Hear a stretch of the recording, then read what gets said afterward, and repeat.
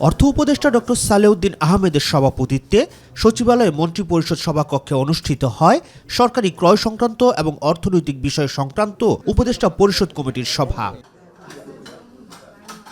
সভা শেষে ব্রিফিংয়ে জ্বালানি ও খনিজ উপদেষ্টা মোহাম্মদ ফাউজুল কবির খান জানান, স্থানীয়ভাবে উন্মুক্ত দরপত্রের মাধ্যমে 10,000 মেট্রিক টন মসুর ডাল, 1 কোটি লিটার পরিশোধিত সয়াবিন তেল কেনার অনুমোদন দেওয়া হয়েছে বৈঠকে। 10,000 মেট্রিক টন মসুর ডাল এটা কেনার প্রস্তাব অনুমোদিত হয়েছে এবং এই যে 1 কোটি লিটার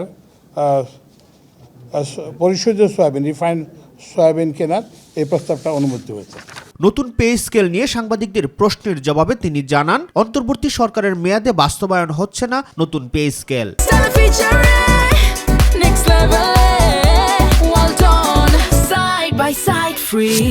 পে কমিশন করা হয়েছে, পে কমিশনের রিপোর্টটাই শুধু দেওয়া হয়েছে, এটার কিন্তু বাস্তবায়নের কোনো সিদ্ধান্ত এখন হয় নাই। তো সুতরাং এই অন্তর্বর্তী সরকার যেহেতু আর মাত্র 15 দিন আছে, এখন আমরা এই ব্যাপারে কোনো পদক্ষেপ গ্রহণ করতে চাই। একটা কমিটি গঠন করা হয়েছে এটা পরীক্ষার জন্য। নর্মালি যেটা হয়, এই কমিটিটা সম্ভবত মন্ত্রিপরিষদ সচিবের নেতৃত্বে তাদের সুপারিশ পরীক্ষা করার জন্য একটা কমিটি করা। এ সময় আইসিসি টি20 বিশ্বকাপ থেকে বাংলাদেশকে বাদ দেওয়া প্রসঙ্গেও কথা বলেন জ্বালানি উপদেষ্টা। আমরা তো বলি নাই যে আমরা খেলবো না, আমরা তো কি বলে যে যেটা কি বলে বিশ্বকাপ ক্রিকেটে আমরা তো অংশগ্রহণ করতে আগ্রহী। তা আমি বলছি আমাদেরকে একটা অল্টারনেটিভ ভেন্যু দাও। এবং আইসিসি তো ইভেন ভারতই তো কত বছর পাকিস্তানে গিয়ে খেলে নাই।